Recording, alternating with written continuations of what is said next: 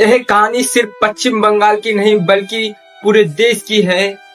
उस सोच की है जो कहती है कि अगर आपकी बहन या बेटी के साथ कोई गंदी हरकत कर दे तो दोष अपराधी का नहीं बल्कि लड़की का है, क्योंकि अपराधी का तो काम ही है अपराध करना।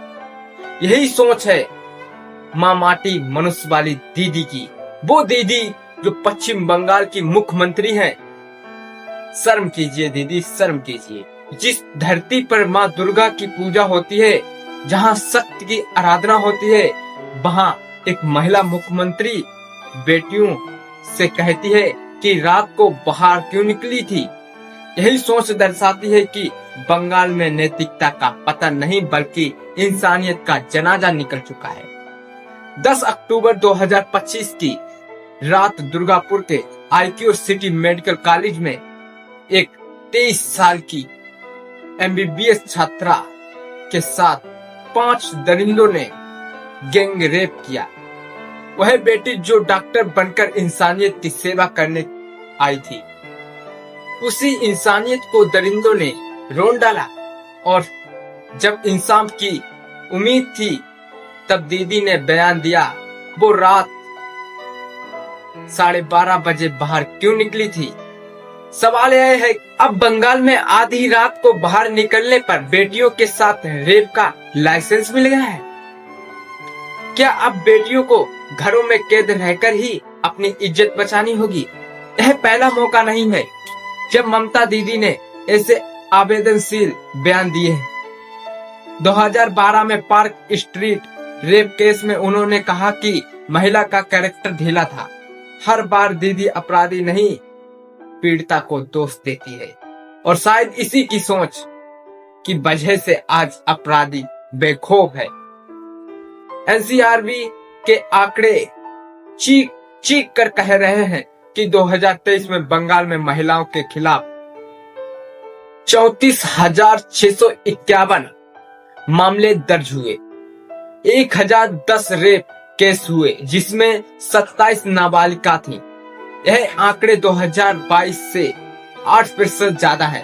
बंगाल में एसिड अटैक है भी 57 मामले दर्ज हुए जो पूरे देश में सबसे ज्यादा है। यह आंकड़े सिर्फ नंबर नहीं है, हर नंबर के पीछे एक बर्बाद जिंदगी है, एक टूटी हुई बेटी है, एक दर्द से भरा परिवार है। और सबसे बड़ी विडंबना यह है कि जो महिलाएं दिन रात महिला सशक्तिकरण की बात करती है, आज वही बंगाल की बेटियों की चीख पर खामोश है। नागरिका घोष महुआ मोहित्रा जैसी नेता जो हर मंच पर नारी शक्ति की बात करती है, उन्होंने ममता बनर्जी के इस बयान पर चुप्पी साध ली। क्या महिला अधिकार अब सिर्फ सोशल मीडिया की नौटंकी बन गई है? जब सत्ता की महिला मुखिया खुद अपराधियों की ढाल बन जाए और पीड़ितों को कटघरे में खड़ा न करे, तब समझ लीजिए कि इंसानियत मर चुकी है। बंगाल में पुलिस प्रशासन अपराधियों में खौफ पैदा नहीं कर पा रहा है, और दीदी कहती है पुलिस हर जगह नहीं हो सकती। मतलब अब अगर आपकी बेटी के साथ कुछ हो जाए तो गलती आपकी है, अपराधी का कोई दोष नहीं। यह हालात डराने वाले हैं। हर जगह एक ही कहानी, एक ही दर्द, एक ही सवाल कि आखिर कब तक बेटियां यूं ही लुटती रहेंगी, कब तक उनकी चीखें दीवारों से टकराकर रह जाएंगी, कब तक अपराधियों को सत्ता का संरक्षण मिलता रहेगा। बंगाल की जनता अब सवाल पूछ रही है, अब सवाल पूछ रही है, जवाब मांग रही है, न्याय कहती है, पारदर्शिता चाहती है। लेकिन अफसोस, जब सरकार का रवैया ही आवेदनशील हो तो उम्मीद किससे की जाए।